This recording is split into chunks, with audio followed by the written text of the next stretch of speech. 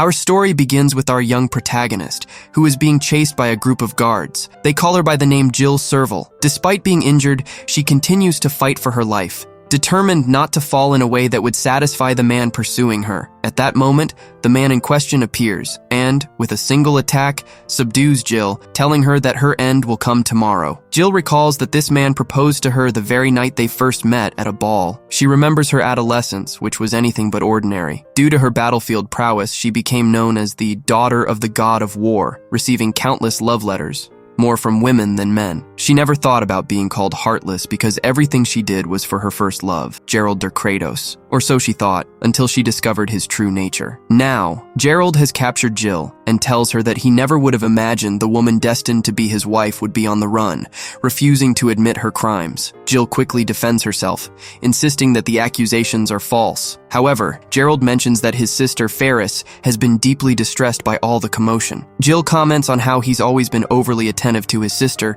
to which Gerald replies that indeed nothing in this world compares to her. Here, through Jill's thoughts, it becomes clear that Gerald is in love with his own sister. Gerald then grabs Jill by the hair and tells her that perhaps she would have lived longer if she had maintained her blind faith in him. He even cruelly suggests that he would have allowed her to raise the children he would have had with Ferris, though he couldn't stand the thought of any of them resembling her. After this, Gerald orders the guards to take her away, but Jill swiftly disarms them and attempts to attack him. However, Gerald easily blocks her attack and disarms her in return. Despite this, Jill manages to escape and flees to the top of the clock tower. Once there, addressing him as Your Highness, Jill declares that he didn't get rid of her. She's the one who will get rid of him, as she throws herself into the void. Gerald immediately orders the guards to throw spears at her, but Jill manages to deflect all of them except one. That final spear, surrounded by an unusual aura, almost seems to possess a will of its own. As Jill falls, she regrets the mistakes she's made, but she refuses to let this be her end. She doesn't want to leave the world believing that loving someone was a mistake. With her final breath, as the spear strikes her,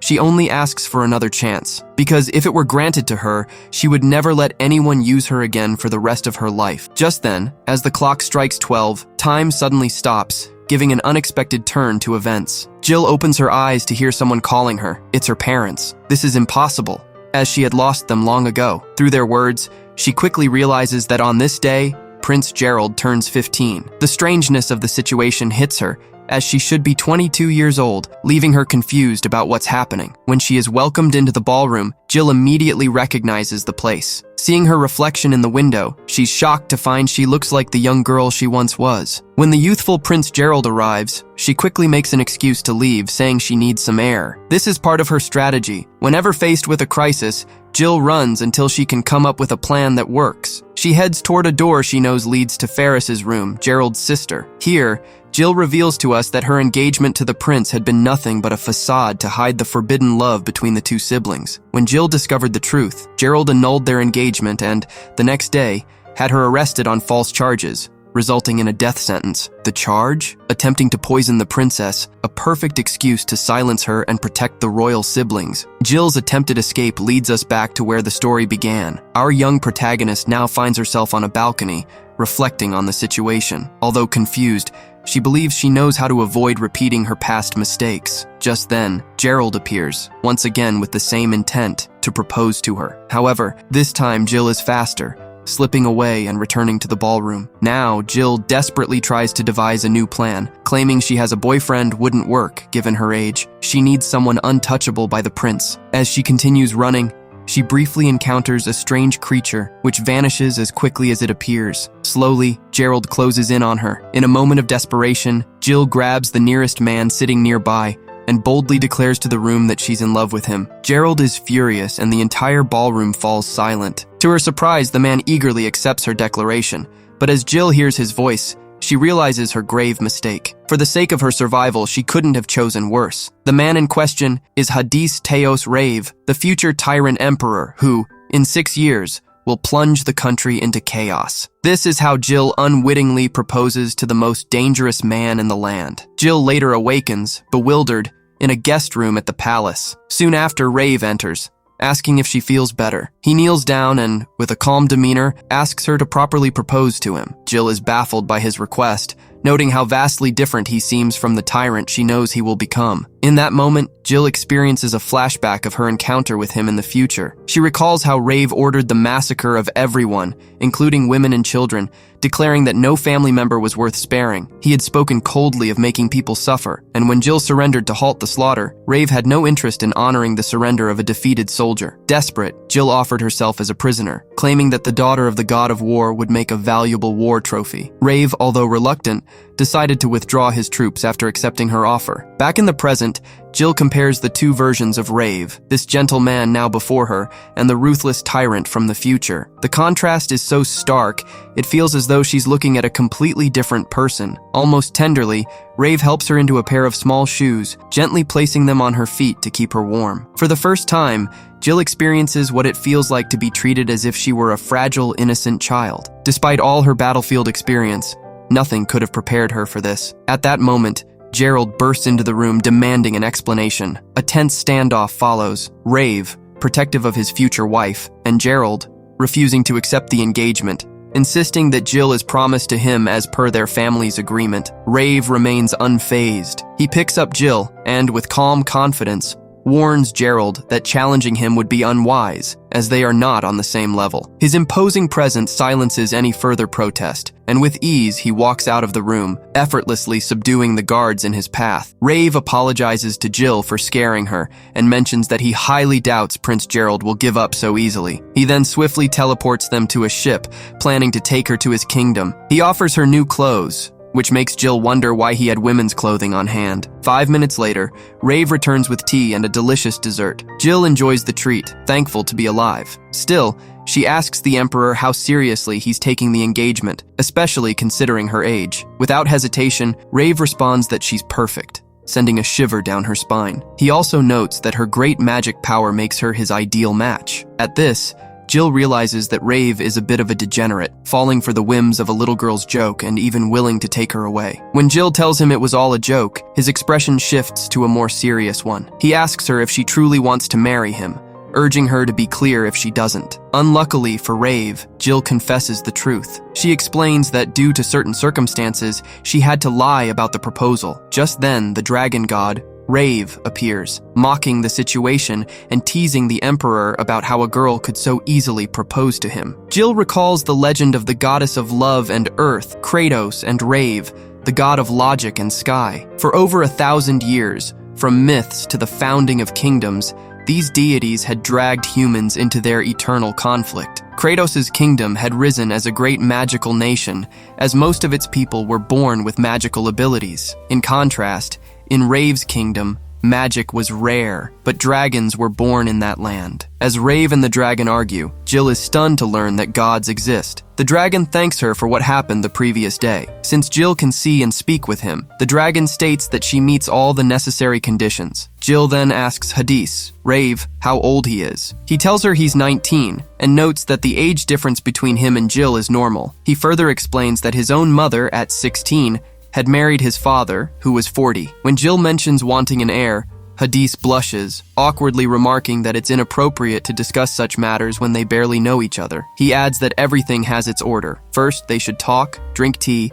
and get to know each other better. Jill comments that Hadis's outward appearance and his inner self don't seem to match. She begins to realize that he's not what she expected, and moreover, that the entire marriage proposal was based on a lie. For this, Hadis apologizes, acknowledging that it was too convenient for a girl with such immense magic power to propose to him and fall in love so quickly. He promises that he will never forget her name or what she did for him, but now he intends to return her to Kratos. Hearing this, Jill is filled with dread, knowing that once she returns, only the incestuous worm Gerald will be waiting for her. Meanwhile, Hadis expresses his gratitude again, admitting that no one had ever declared they would dedicate their life to making him happy. That moment had been a dream for him. Jill, upon hearing this, can't believe what she's done, taking advantage of someone, just as others had done to her. Seeing the dragon wipe away Hadis's tears, she realizes he isn't a bad person after all. Moved by this, Jill takes back what she said earlier, and declares that she does want to marry him. Initially,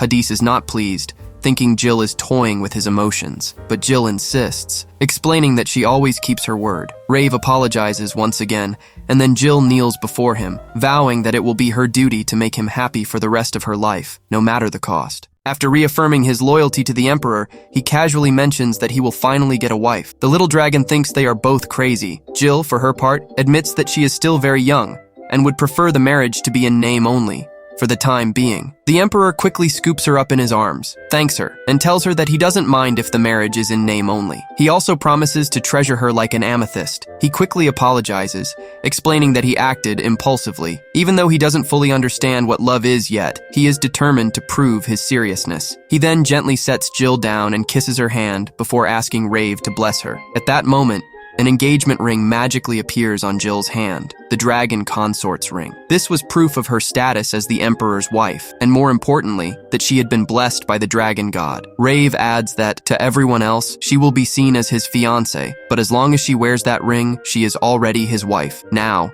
he swears to protect her from everything. Suddenly, the ship is attacked. Jill immediately suggests preparing a counterattack, but when she looks at the Emperor, she notices that he looks visibly exhausted. She asks the little dragon to take her to the port, though she feels conflicted. She had made an oath to protect the Emperor and make him happy. At that moment, Jill uses her magic to push the ship into the port. With her fists, she destroys the cannonballs that fly towards them. She points out that His Majesty had prioritized her safety over his, which was reason enough for her to help him. The ship lands safely in the port. Jill quickly declares that the Emperor is on board, that they were attacked, but thankfully, they managed to escape. She immediately orders the crew to take him to a doctor. After all this, the little dragon thanks Jill, but asks her to lower her voice, as it seems like she is the only one who can see him, making everyone think she is talking to herself. A short time later, Jill approaches the town sign and realizes that they are in Baleberg. The dragon asks her if she knows the place.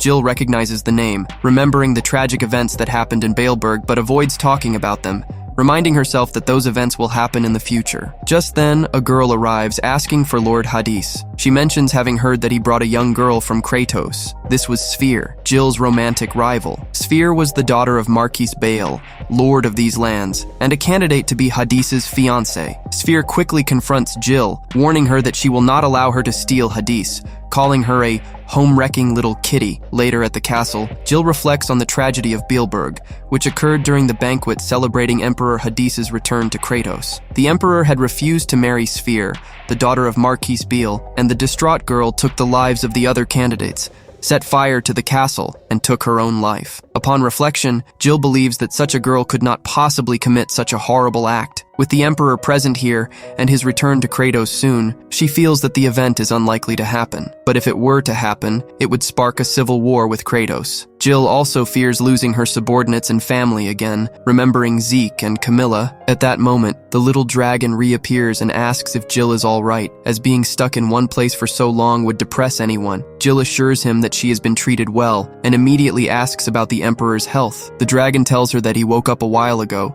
and the first thing he did was ask about her. He also mentions that the Emperor met Sphere, which kept him up all night out of worry. Just then, a soft knock is heard at the door. It is His Majesty, dressed in an unusual outfit and holding croissants he had baked for Jill. He explains that in order to win his wife's heart, he must start with her stomach, determined to make her fall in love with him. Jill calls him a demon with a handkerchief. The Emperor then adds that in the mornings, he will make her eggs Benedict, a dish unheard of in Kratos, and once she tastes it, there will be no turning back, assuring her that she will savor everything that comes out of it. Alarmed, Jill tells him not to say it in such an indecent tone. Rave quickly offers her a croissant. When Jill tries it, she is surprised at how delicious it is. This delights the Emperor, who declares that their marriage is now bound by croissants. Jill, however, is not amused, and punches him in response. The Emperor, rubbing his head, wonders what else could be missing besides some screws. A little calmer now, the Emperor mentions that he came to check on her. However, things seem to have become more complicated. Normally, she would have been released by now, as he had ordered her to be taken to the capital. This implies that Marquis Bale has rebelled and was likely behind the attack on the ship. Jill then asks Rave if he really believes in the curse.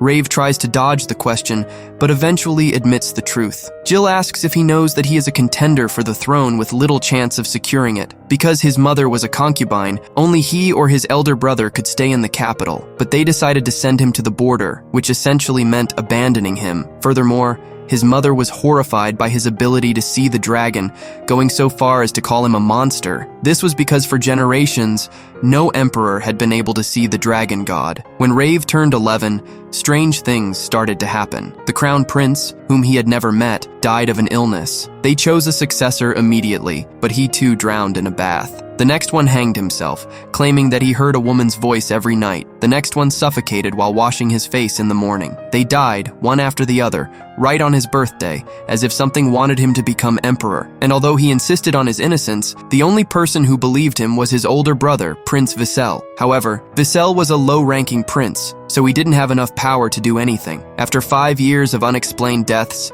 it could no longer be called a coincidence. Rave's father summoned him and named him Crown Prince. Shortly after, his father also disappeared from the castle. On the day of his coronation, his mother took her own life, and that was when the cursed emperor was born. After hearing this, Jill can't believe what she just heard. However, Rave tells her not to be so surprised, as these are things of the past. Her brother had managed to convince the nobles and now everything was fine. But Jill knows that Prince Vissel will be the one to leak information to Kratos, and as a result, Rave will end up executing her brother and the other princes. Jill asks him if he doesn't think it's unfair what his family and this country did to him. Rave replies that he is the reincarnation of the dragon god Rave, and that he was born to be an emperor. The other people are subjects that he must protect, including his family, and refusing is like surrendering to his destiny. He also tells Jill that she shouldn't worry about the curse. As long as he has a wife blessed by the dragon, the curse will be kept under control. However, in a low voice, he mentions that they should be fine for at least 3 more years. Jill knows that he is still hiding something, but for now, she decides to let it go. She tells him that it's a fact that he has many enemies around him, so he wonders how he plans to get rid of them. Rave replies that if Beale tries anything against him, he'll crush him mercilessly, though he has no intention of fighting him for no reason. Jill then thinks it's best to gather information first, so she volunteers to leave the castle and do just that. At first, Rave doesn't want her to leave, thinking it's too dangerous. However, Jill replies, "What kind of wife wouldn't support her husband during such a crisis?" Upon hearing this, Rave is completely enthralled by Jill's words, and is now even more eager to bake cakes for her. Jill feels like he's a clumsy little brother that she can't take her eyes off of. After all this, Rave faints from a fever. The next day, Jill gets to work. After some time searching for information, she stops by the church, where she finds Sphere talking to the priest. Sphere seems to be in pain because apparently Emperor Hadis said that his wife must be 14 and she is 16, so she doesn't know what else to do. Jill continues her investigation, and at that moment,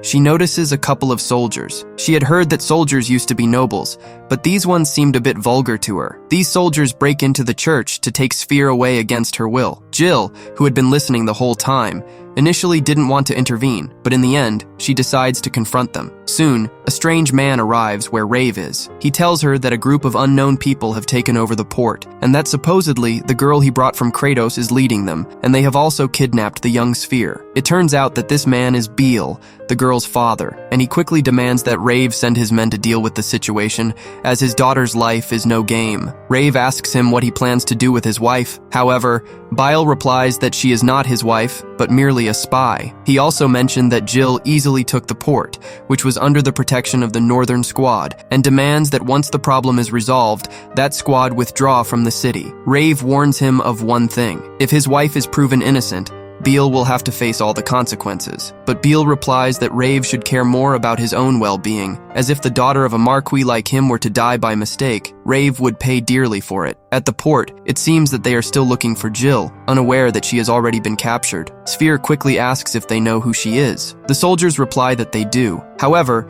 they have come from Kratos, supposedly under Jill's orders, as she had manipulated Rave. However, there was not much that Sphere could do, and now she finds herself locked up with that little boy, thinking that it is all her fault. Apparently, it was all her father's idea, as he was the one who suggested that she go talk to the priest about Hadis. Sphere tells us a little bit about her story. When she was younger, after her mother passed away, her father remarried almost immediately, and as a result, she was sent to another mansion where there was no place for her. She used to sneak away to a place where dragons rested, and even though they spoke to her when she was little, she couldn't understand what they were saying. That's how she ended up completely isolated. However, one day, the newly crowned emperor sent her a letter saying that he wanted to see her, and at their first meeting, he asked her if she could see something over his shoulder. She replied that she couldn't, and for that, her father scolded her, telling her that she had given the wrong answer. Then, he demanded that she return everything he had invested in raising her. But Lord Hadis intervened and started having tea with her once a month without fail. But one day, before Hadis left for Kratos, she confessed her feelings to him, and the Emperor, to her face, rejected her, saying that she was not 14 years old. Jill, now focused, plans to help the girl. However, she knows that she will be blamed for the kidnapping, and her only option is to expose the Marquis' conspiracy to the public. Just then, two people are thrown into the same place. They are Camilla and Zeke, whom Jill immediately recognizes. She begins to cry on the spot, surprising both of them. Camilla, for her part, blames Zeke for scaring her. Jill, for her part, begins to remember everyone, telling herself that in 6 years, she will lose many people. However, she quickly realizes that she has not lost anyone yet, and for the first time since she returned to the past, she feels like things are just beginning. This time, she will not lose anyone. After a brief look into the past, when Jill was talking to Camilla and Zeke, we realized that they were both from the Rave Empire, and neither of them possessed magic. We cut back to the present, where Jill is crying. Camilla likewise blames Zeke for making her cry, but he immediately gets angry and starts arguing with her. However, when Jill breaks her restraints, she quickly tells them to stop fighting. She easily frees herself and the others, as it is time to exchange information and take action. After some talking, it seems that the bandits had disguised themselves as the Northern Squad, lowered the gates dividing the port and the city, taken Marquis Bale's daughter hostage, and are now occupying the port. Camilla quickly comes to a conclusion after listening to Lady Sphere. This attack was ordered by Jill. In order to control this situation, Marcus Bale's private guard would obviously step in, and if they managed to arrest the bandits, they could claim that the Northern Squad was useless, which would get them chased out of Baleburg. Furthermore, the fact that this girl supposedly planned the entire attack, coupled with the Northern Squad's failure, would reflect poorly on the Emperor. At worst, if Lady Sphere were to lose her life, Marquis Bale would gain tremendous power. On top of that, the girl they want to blame wasn't even in the place where she was confined. This would be confirmed by a guard named Wardia, who mentioned that the girl wasn't in her room, as he was the one assigned to watch over her. It would simply make no sense for the girl who brought them here to not know where she was. Therefore, it was all a lie. It turns out that everything is convenient now, as there would coincidentally be fewer guards. Most likely the children of the nobles have been bribed, and those without political backing, like Camilla and Zeke, have been left behind. Until now, they had been left alone as they were searching for the girl, but it is certain that they will soon be eliminated, so the only option left for them now is to try to flee amidst the chaos to the northern country. Lady Sphere offers to speak to the Emperor while the others escape and hide, as she mentions that they will not eliminate her so easily. After all, she is having tea with the Emperor, and if they do not find the spy girl, they will need her testimony as a victim. She will tell the Emperor the truth, as she will not allow such a thing to happen. Jill remembers that everything is unfolding as she remembered. Lady Sphere would stay behind so that Camilla and the others could escape, and she would perish, bearing the disgrace of her father. This was what led to the tragedy of Baleburg. Jill quickly reveals her identity, and Wardia immediately recognizes her. In turn, Lady Sphere calls her a home-wrecking kitten. Jill mentions that, like them, she was also framed. However, the enemy still doesn't know where she is, so they must seize this opportunity. They will save the captive soldiers and protect Lady Sphere. Camilla, pleased, says that then the Northern Squad will be able to clear their name, and she will be able to find out who framed her for being a spy. Zeke, for his part, says that the Marquis won't be able to cover things up so easily, so he agrees as well. Jill tells Lady Sphere that the success of this mission depends on her, because if she dies, they will lose, and that she will protect her. However, he warns her that she will have to denounce her father, and if she cannot do so, she will be eliminated sooner or later. Before answering, Lady Sphere asks why Jill wants to save her, as she is her rival for His Majesty's love. Jill tells her that for the moment, she has no plans to fall in love with the Emperor. Although they had their reasons for getting engaged, and they are technically already married, it is only in name, as neither of them are in love with the other. Hearing this, Lady Sphere says that if it is a marriage in name only, then Jill might betray him. Jill replies that even if it is in name only, they have their reasons for choosing each other, so there is nothing to worry about. Besides, she promised to make him happy. Meanwhile, the king is talking to the little dragon, telling him that he has been thinking about ruling with an iron fist. Although the little dragon does not object, he thinks that little Jill probably wouldn't like it. Rave mentions that her safety is key, and depending on the situation, he will act immediately. For now, he will not get too involved because if he does, the Marquise, who wants to make everything worse, might eliminate someone else. For him, it is already a settled matter, as Marquis Bale is nothing more than a disposable pawn. However, he must now give him an exemplary punishment. In the end, Bileberg will fall under his control, and for young Sphere, her father will be eliminated, which will ruin the Beale family. Thinking a little about her future, perhaps she would be happier if she were eliminated now. On the other hand, Lady Sphere ends up trusting Jill, promising her that she will report her father. This is how Jill takes action. She first mentions that they must win. Before the Marquise's guards arrive, the first thing they will do is get out of that place and free the soldiers of the squad to help them. Wardia mentions that she has heard that they are being held in the church. However, she also heard that there are many wounded. This somewhat discourages Zeke and Camilla, who mention that they won't be much help in the battle. However, Jill orders them to take her to the church, while Zeke and Camilla stay behind to protect Lady Sphere, as she will pave the way for them. With one punch, she breaks through the wall. Before leaving, Jill tells them that she was once called the Demon Sergeant, and she expects a lot from them, though they shouldn't worry because she will make sure they don't perish. Jill quickly arrives at the church, where she takes care of the guards and frees all of her comrades. Afterwards,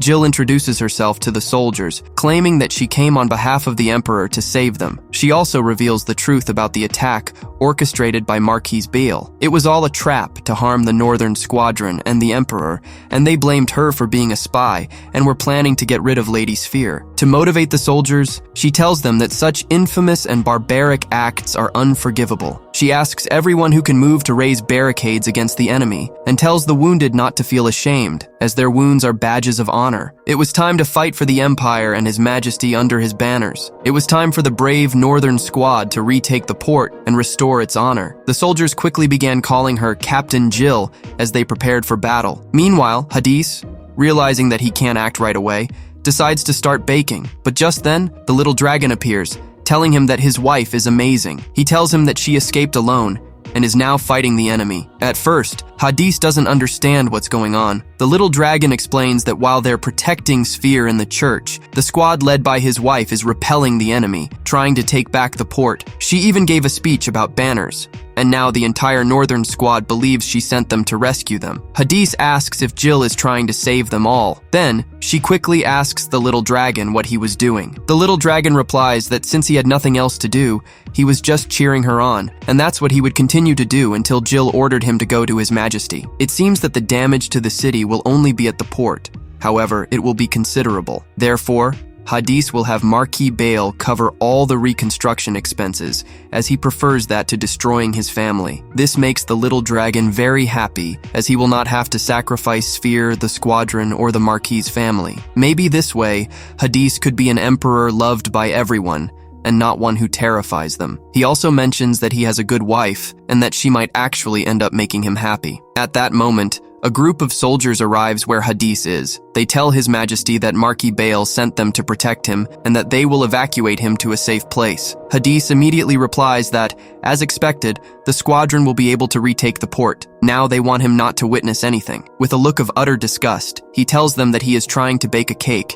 and that they are only getting in his way. He quickly orders them to stay where they are and kneel before him. Back with Jill, the battle rages on. Seeing that they have liberated part of the port, he proceeds to return to the church where the soldiers are entrenched. Here, Hugo, the leader of the bandits, appears, offering the Northern Squad a deal. He asks them to tie up the spy girl and bring her before him. In exchange, they will leave the port in peace. However, if they refuse, they will burn the church. Jill thinks it's a good idea, as it's a perfect opportunity to confront their leader. However, Camilla quickly stops her, arguing that although her magic is powerful, she's still a child. Not just Camilla, but everyone tries to stop her. Jill quickly mentions that she won't make any mistakes that will ruin her strategy and asks Camilla for the rope. Apparently, she has a plan. Jill is tied up and brought by Wardia to Hugo. Once face to face, Hugo tries to attack her, but Jill is faster and manages to neutralize him, taking him hostage. She then sends everyone flying. It's all over, as the bandits' ships have also been destroyed,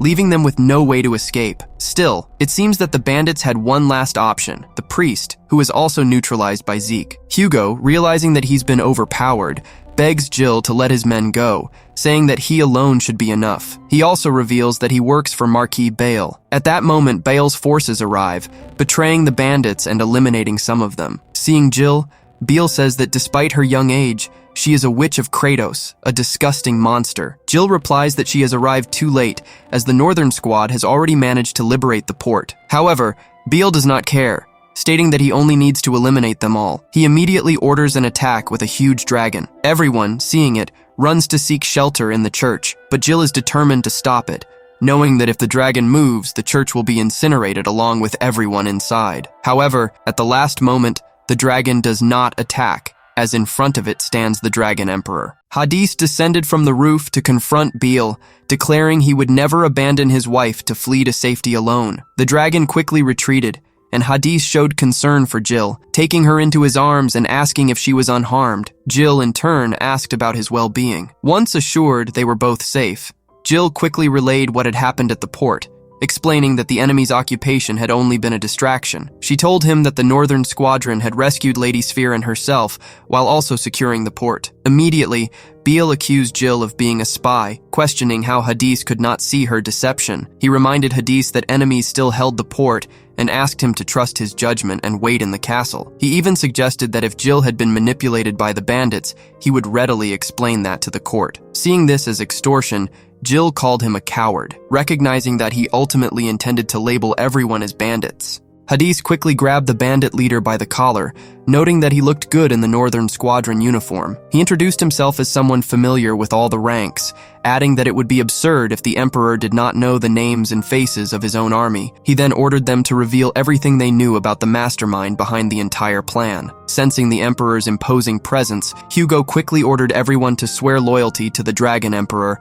and they knelt down in unison. Hugo then recounted the day's events, introduced himself, and pledged unwavering loyalty. He also revealed that the real conspirator was Marquis Beale. Satisfied, Hadis declared his wife's innocence, and that it was now Bale's turn to face trial. When Bale tried to protest, Hadis silenced him, forcing him and his men to the ground. Hadis told him that the dead did not speak, and warned him that if his wife was proven innocent, Bale would face severe consequences. The time had come for Bale to ponder his fate, how he would be executed, and whether he would suffer for trying to harm his own daughter just to attack his emperor. Hadis then asked about the condition of Bale's second wife and daughter. Seeing Bale's expression change, Hadis decided to start with them and let Bale beg for mercy. Lady Sphere, looking disheartened, wondered aloud what would happen to her father now. Jill explained that if Beale confessed to all his crimes and surrendered Beelberg, he could be saved. Deep down, she understood that Hadis's true intention was to spare everyone involved. Beale then began mocking Hadis for his pathetic kindness,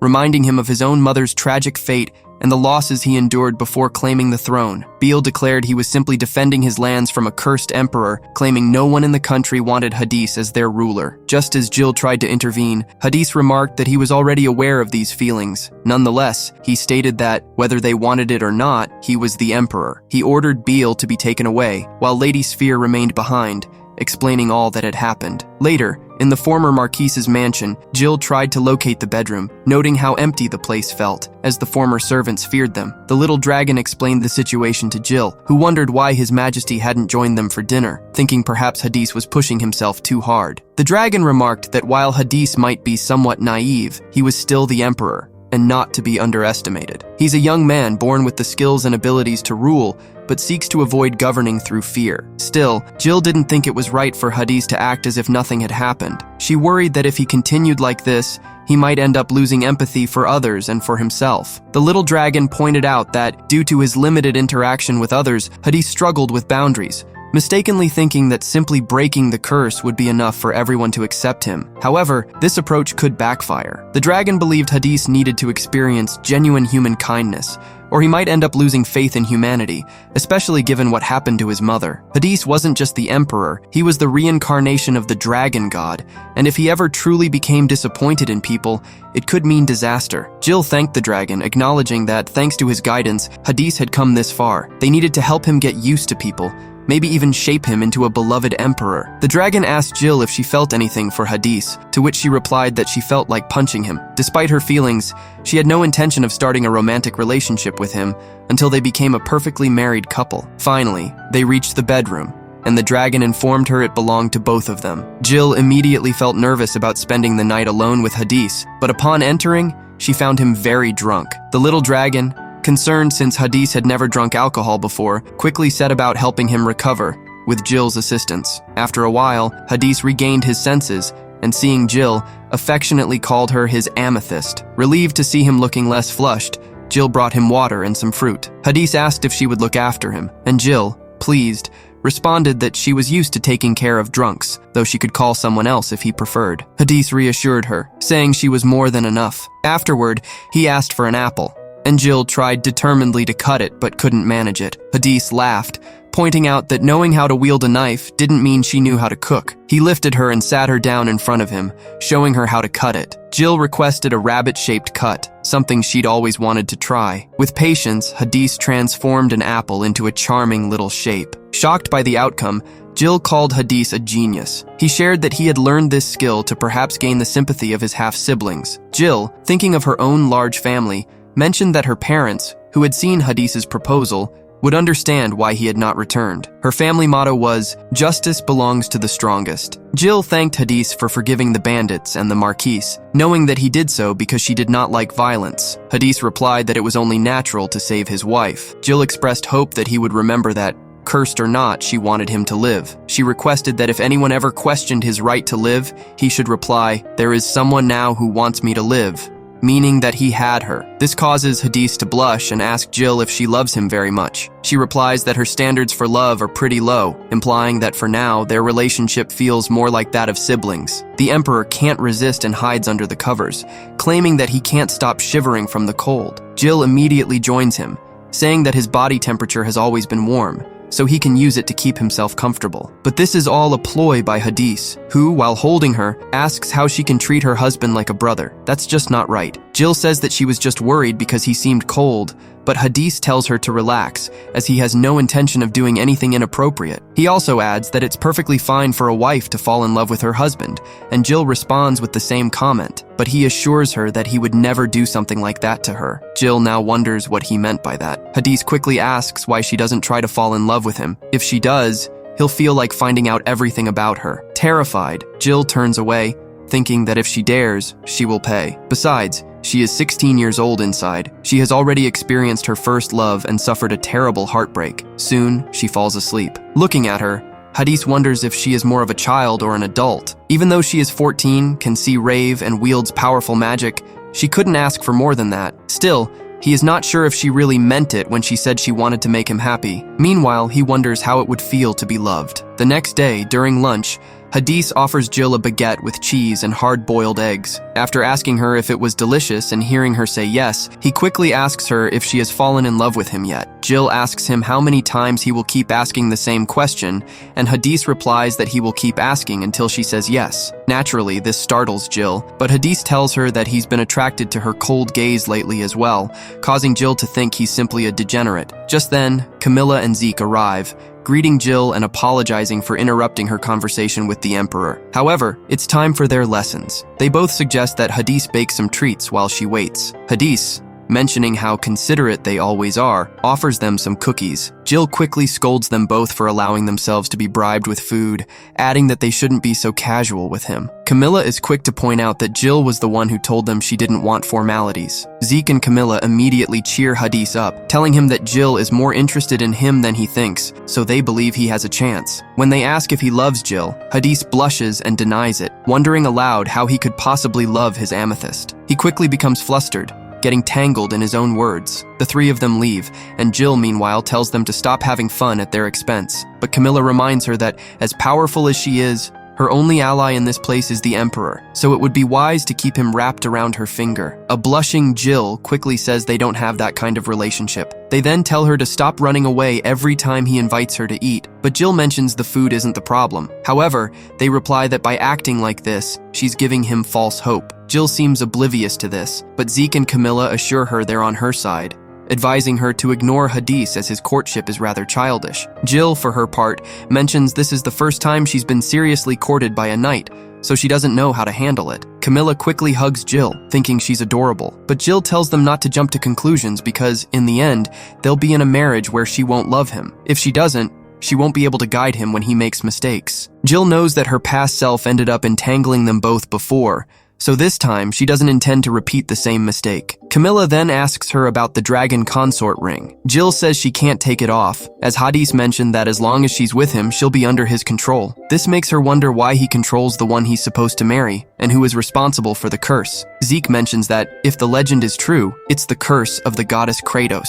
Jill is shocked by this, and Camilla reminds her that Jill is originally from those lands. So she asks if the legend differs in her version. Jill explains that long ago, the goddess and the dragon god argued about what to do with humans and fought. The goddess wanted to protect them with love, while the dragon wanted to guide them with logic, which led to the continent splitting into two kingdoms, or so the story goes. She'd also heard that originally, Kratos and Rave were supposed to marry. Camilla confirms this is true, as the goddess's blessing on these lands eventually turned into a curse. There was a time when nothing grew in Rave until the emperor found a consort with enormous magical power who raised a shield atop the Rakia mountains and managed to protect the lands from the curse. It's said that this shield now forms the current borders. Unaware of the legend of these borders, Jill remembers that Rave had said the curse wouldn't activate if she was with him. At that moment, Lady Sphere arrives with an urgent letter for Jill. Seeing the handwriting, Jill immediately recognizes who it's from, is shocked, and drops the letter. Hadis arrives and, upon reading it, comments that he didn't know the crown prince was so passionate, so he'll have to prepare a fun welcome party. The letter reads, "I'm coming to find you now," signed by Gerald de Kratos. Hadis, accepting the challenge, declares that love is war. As Gerald recalls the humiliation he suffered at the hands of Rave, he finally arrives at Baleberg Harbor, determined to see for himself if it's true that Jill has become the monster's consort. Zeke and Camilla discuss the prince's sudden arrival.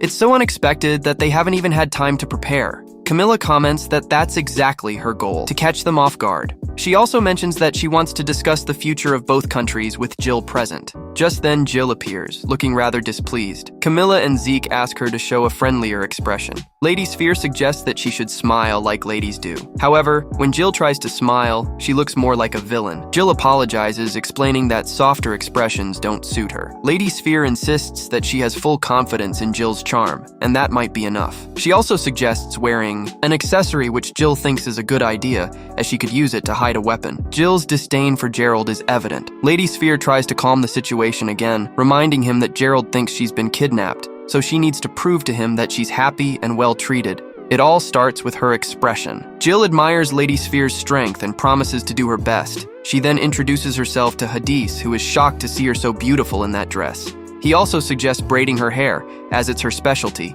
Embarrassed, Jill refuses, saying that she's fine the way she is and that he looks much cuter anyway. Camilla and Zeke, who are present, remind them that there will be time to discuss such things later, as the prince is about to arrive. Hadis agrees, and mentions that Kratos has accused him of kidnapping Jill, so he needs to be there to deny it. All he has to do is smile. However, Hadis is shocked to see Jill looking increasingly terrifying. Jill explains that she sees this as a hostile encounter, and that her expression is simply a reflex. Hadis doesn't believe it, and tells her that Gerald is only coming to get her back. Jill quickly replies that that's impossible, as the prince's real target is probably him. She assures Hadis not to worry, as she will protect him at all costs. Unable to handle it, Hadis faints. On the way to the meeting, Jill realizes that both Hadis and Sphere know how to behave, but she feels a little depressed that she can't smile sweetly, as all she feels for Gerald is rage. Hadis scolds her for spending so much time thinking about the prince, wondering if there's something between them, perhaps a secret engagement. He says there's a thin line between love and hate. Jill quickly denies it,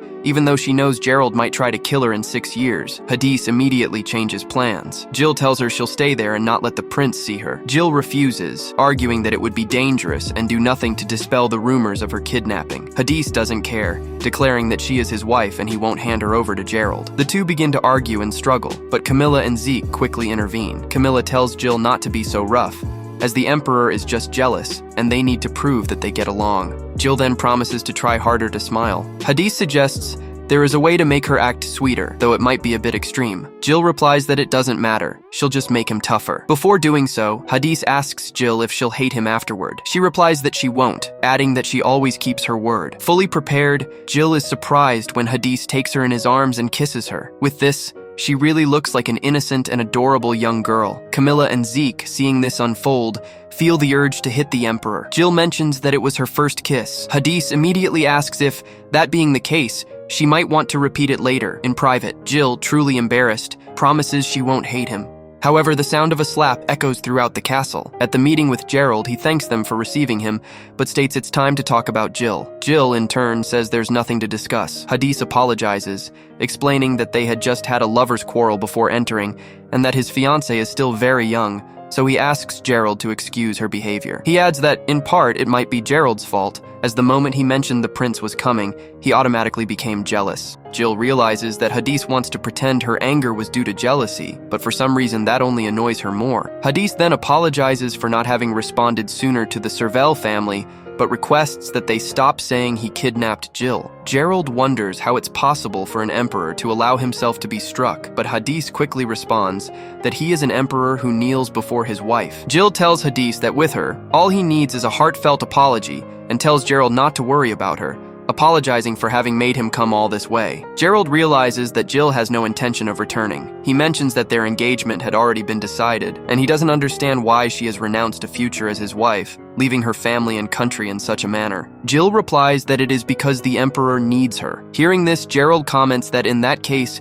it would be enough that he no longer needed her. He adds that the terms of their engagement required her to be under 14 years old and to possess the ability to see something His Majesty indicated, as he was looking for a young girl with enough magic to see the dragon god and thus protect herself from the curse. Gerald wonders what would happen if Jill is unable to avoid this curse. Furthermore, he has heard about the incident at the port and that Hadis has chosen not to punish the Marquis for political reasons. This will make the people feel relieved and believe that the curse is just a rumor. However, if the curse is not broken, Marquis Bale will lose his life anyway. At that moment, Wardia bursts in with an urgent message. Beale stopped breathing. Later, Jill, along with Camilla and Zeke, discuss Beale's passing, as it seems that he suffocated in his cell. Jill immediately asks about Sphere, but is told that he has already gone to identify the body. Despite everything her father did to her, this must be very hard on her. Zeke immediately suggests that they ban talking about it, but Camilla quickly replies that it is too late, as the entire town already knows, and now everyone is afraid of the Emperor's curse. Jill states that it is probably Gerald, as he said something disturbing during the meeting. Now, with the passing of the Marquise, people will come wanting to blame the Emperor for his curse. Jill knows that Gerald has already used these methods in the future she knows of. Camilla asks Jill if she remembers the story of the magic shield, as it seems there is a second part. After protecting these lands with the magic shield, when the goddess found out that they had nullified her curse, she was enraged. The shield would have shattered her if she had come in her true form, so she disguised herself as a black spear and ordered it to be brought here. Jill then asks if he's referring to the goddess's sacred spear, inherited by the Kratos family. Zeke is surprised that it actually exists, as he thought it was just a legend, like the dragon god's celestial sword. However, that sword had disappeared centuries ago. Camilla continued the tale, explaining that the spear traveled across the sea, arriving at the Rave Empire. A member of the Kratos family presented it to the imperial couple, and the spear pierced the dragon consort. Realizing it was the goddess, the consort retaliated with the sword, sealing the goddess within her own shadow at the cost of her life. In the end, the magical shield dissolved and the curse on the land was broken, though the goddess was unable to regain her true form. As they discussed the legend, Jill wondered if they were planning to target Hadis for being the cursed emperor. However, no one was sure who would want to harm him, though it was clear that the death of Marquis Bile would increase the public's resentment towards the emperor. At that moment, Lady Sphere entered, emanating a dark, sinister aura that made her seem unlike herself. Zeke and Camilla suggested that she rest, but Sphere insisted on greeting them first. Her eyes were completely black and she conjured a black spear, attacking Jill without warning. After evading the attack, Jill was confronted by Sphere, who revealed herself to be the true wife of the Dragon Emperor. Zeke and Camilla attempted to intervene but were overpowered. Seizing the moment, Jill kicked Lady Sphere away and disarmed her. Hadis appeared, confronting the malevolent entity, but Jill managed to save Sphere's body and informed Hadis that Sphere was being controlled. However, Hadis seemed unconcerned and claimed that she would finish them both off. Sphere, now possessed, laughed maniacally, claiming that she was the only one who could love Hadis. She launched an attack at Jill, but Hadis intervened just in time to stop the spear. As the spear transformed into the dragon consort, claiming that she was the only one for Hadis, Jill destroyed it with her bare hands. Hadis berated Jill for saving Lady Sphere, stating that if she had not intervened, she could have ended the entity. Jill defended her actions, saying that she had driven out the shadow. Hadis suggested that the entity could still be hiding within Lady Sphere's body and asked Jill to hand it over. However, Jill refused, claiming that the shadow had declared itself to be Hadis's true wife. Hadis responded coldly, stating that he never expected Jill to ask for his fidelity, especially since she did not love him. He then ordered Camilla and Zeke to gather all the young women in the city, warning them to be especially wary of girls under the age of 14 and to annihilate anyone who became violent. He justified the action by saying that they would use an evacuation as an excuse, and anyone who refused would be charged with treason. A distraught Jill begged Hadis to reconsider, arguing that this forced approach would only further alienate people. Hadis dismissed her concerns, stating that there would be no exceptions. He expressed doubt that anyone in the city was suitable for the entity, but acknowledged that if the curse was not broken, it would be a major problem. Jill recalled that the goddess Kratos was unable to regain his original form and that his powers awakened when he turned 14.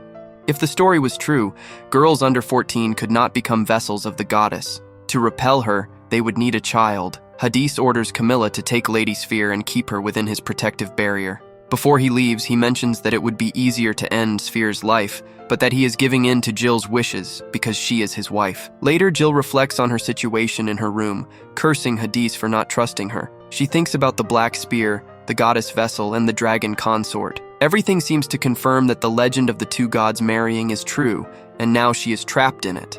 Despite all this, she remembers the good things about Hadis. Although he faints easily and is unreliable, he cooks well, taught her how to make apple bunnies, and granted her wishes, even when others insulted him. He wanted them to be husband and wife and sought his love. She realizes that she should thank him for saving her. When Jill leaves her room, she runs into Hadis. They both hesitate, unsure of their feelings, but the little dragon appears and urges Hadis to apologize. At first, Hadis refuses, claiming he has done nothing wrong, but eventually admits that he does not want Jill to hate him. Jill asks to see his left hand, and when he does not respond, she takes it herself. She notices the open wound and offers to heal it with her magic. Hadis warns her not to be nice to him, or he will not know how to respond.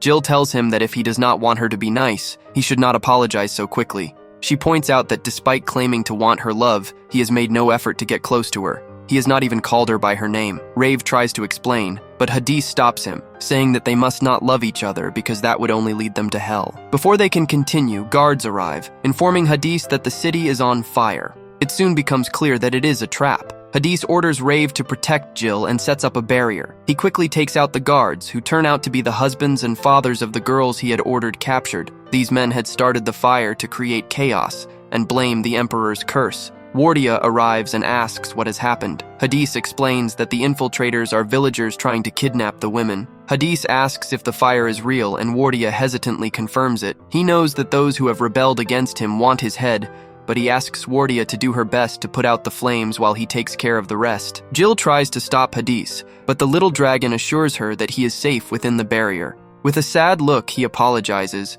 leaving Jill in a mix of worry and helplessness. Zeke, Camilla, and Hugo watch from above as the flames engulf the city, just as Jill had predicted. Camilla, observing the chaos, wonders aloud about Jill's true identity. Hugo intervenes, pointing out that the burning strategy resembles one devised by Beale, implying that the old man might still be alive. To add to the tension, black-hooded agitators appear to be advancing on the castle. "Are we protecting the Emperor now?" Hugo asks. Camilla, skeptical, asks bluntly if Hugo will betray them. Hugo reassures her with firm resolve. He reminds her that he and his men owe their lives to the Emperor, who gave them a chance at redemption. They intend to repay that debt by doing their job well. Satisfied, Camilla gives orders. Hugo is to protect the city and his majesty, while she and Zeke handle the situation where they are. Zeke, scanning the area, spots Marquis Spiel and the Crown Prince among the hooded figures. Meanwhile, Jill struggles, pleading with the little dragon to free her, insisting that his majesty is in danger. The dragon, unconcerned, calmly assures her that there is no need to worry. If he wanted to, he could incinerate the entire city in seconds. Jill harshly retorts that such an act would only serve to harden Hadis's heart even further. The little dragon sighs and begins to explain his reasoning. Now that the spear has come into play, the same tragedy that befell Sphere could befall countless other girls. The situation is spiraling out of control. He adds that the spear is here to confirm Jill's identity. However, in order to be restored to its original form, the spear seeks a vessel, preferably a 14-year-old girl. Although Jill is not an ideal vessel due to her age, a host older than 14 can still be controlled. The dragon continues, revealing a disturbing truth. Jill, as the magical shield protecting Hades from the goddess's love, has become a key player in this dangerous game. Kratos, the goddess of love, believes she can do anything in the name of love. Her ultimate goal is to marry the Dragon Emperor. Jill, trying to find a loophole, asks if the situation could be resolved if Hades were to marry the spear instead. The dragon rejects the idea, explaining that only Hades himself is suitable, not as the emperor, but as the goddess's desired mate. Jill sarcastically suggests marrying the spear and hanging it on a wall as decoration, but the dragon rejects the idea in exasperation. He explains that Kratos is too obsessive. If he doesn't get what he wants, he could end up wiping out every woman on the continent. Worse, if Hades were to accept Kratos, Jill would inevitably die. Jill grows frustrated and questions the point of her confinement if she is supposed to act as Hades' shield. The dragon, sensing her agitation, steps back to recount an old legend. The Dragon Emperor's consort once impaled herself on the heavenly sword, sealing the goddess away. However, this act bound the goddess to the consort, ensuring that she would never stop pursuing her. The goddess is drawn to Jill because she possesses the dragon consort's ring, an artifact that makes it impossible for Kratos to lose sight of her. After this revelation, the little dragon transforms into the heavenly sword itself, its glowing form a stark reminder of the role Jill must play. Jill realizes the truth. The plan all along was to use her to impale the goddess, just as the original consort had done. This, she concludes, is why she was made Hades' consort. However, she finds the situation contradictory. Hades, who once used her as a pawn, is now trying to save her. The little dragon, sensing his inner turmoil, offers him one last piece of information. He says that there is an easy way to kill the goddess, a method so simple that not even Hades has realized it yet. Determined, Jill urges the little dragon to free her, insisting that she will confront and repel the goddess using the heavenly sword. The dragon hesitates, arguing that the task is too difficult, but Jill stands firm, claiming that she has seen the future. She reveals the harsh truth. All of this will ultimately lead to the destruction of Baleberg. The prince's faction will ally with Gerald against the emperor, sparking a civil war in Kratos. His majesty will continue to protect the country, but his efforts will only garner more hatred from his people. Turning to the dragon, she asks if he is willing to allow such a future to unfold. They must end it all, here and now. Resolute, Jill adds one final request. Failing that, she demands that the dragon use the heavenly sword to impale her along with the goddess. The dragon reminds her that they had originally planned to use her as bait, but Jill bitterly counters, claiming that would have been better. With tears in her eyes, Jill demands to know why they tried to protect her instead of seeking her help. It is this contradiction that angers her the most. Jill composes herself and decides to act. Before she steps forward, however, she asks the dragon, why did Hades describe her as a very intelligent woman, as if they were close? The dragon, shocked, quickly explains that Hades hated her because she caused him a lot of trouble as a child. Jill seems frustrated by this response and pointedly reminds the dragon of Hades' comment. There is a fine line between hate and love. The dragon interrupts her musings to offer an important revelation. The reason Hades avoids saying her name is to avoid being detected by the goddess. Deep down, though, Hades wanted to say her name, and so did the dragon. Jill shakes her head and comments that, whether gods or emperors, men are hopeless. How could they not see that such actions only serve to anger the women involved? Reflecting further, she admits that she is hopeless as well. These absurdities somehow soften her resolve. Regretting her earlier decision not to fall in love, she begins to wonder if it is really okay to love Hades after all. Determined, she declares that she will save him because she loves him. Channeling the power of the heavenly sword, Jill breaks the barrier and prepares to face the goddess. The story flashes back to a younger Hades, reflecting on why he cannot reunite with his family despite having one. The little dragon, present as well, apologizes and explains that Hades is his own reincarnation and must pay off all his debts. However, Hades does not blame the dragon. Instead, he blames the goddess, believing that love is a curse that isolates him. Rave tries to comfort him, assuring Hades that once he finds his consort, the goddess will no longer pursue him. Inspired, Hades vows to study diligently and become a strong emperor who can protect the world from the goddess. This, he decides, will be his purpose in life. Returning to the present, Hades looks out at the angry crowd below as the goddess's voice echoes in his mind. She taunts him, mocking that no one will ever love or need him.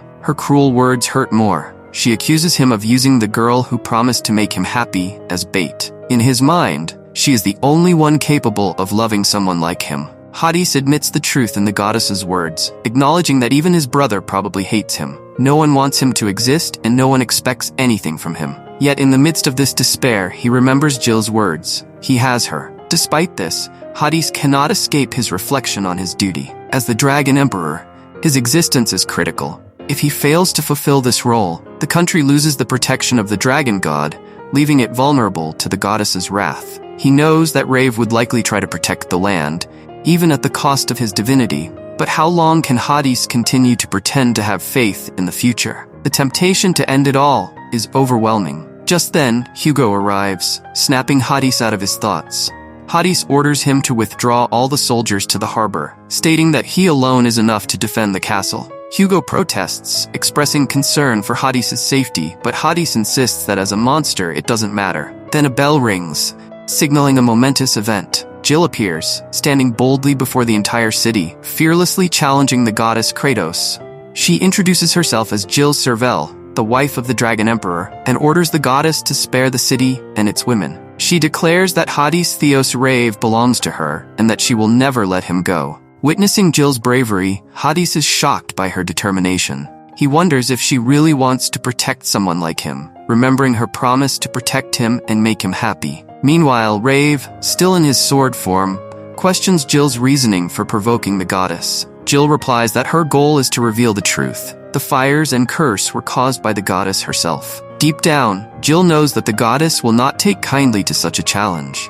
A woman revered as a deity would surely be enraged if anyone dared to claim the man she desires. At last, the goddess Kratos appears. Rave warns Jill that she only has a few minutes to act. Hades, still confused and alarmed by the events unfolding, begins to question what Jill and the dragon are planning. However, Jill silences him with a firm command. She tells him to watch quietly and promises that she will scold him later. Turning to face the goddess, she boldly declares that no woman, not even a goddess, will be able to take her man from her. The confrontation erupts into a battle that echoes throughout the city. The city trembles as Jill faces the goddess, their first clash marking the beginning of an intense exchange of blows. Jill can sense the goddess's killing intent as the battle rages on, its destructive power spreading through the streets. In her spear form, the goddess multiplies, conjuring a devastating rain of spears that rains down upon the city. The inhabitants below can only watch in awe and terror as the sky darkens and the spears descend with deadly precision. Jill quickly forms a barrier, protecting both the city and its people. However, the strain begins to overwhelm her,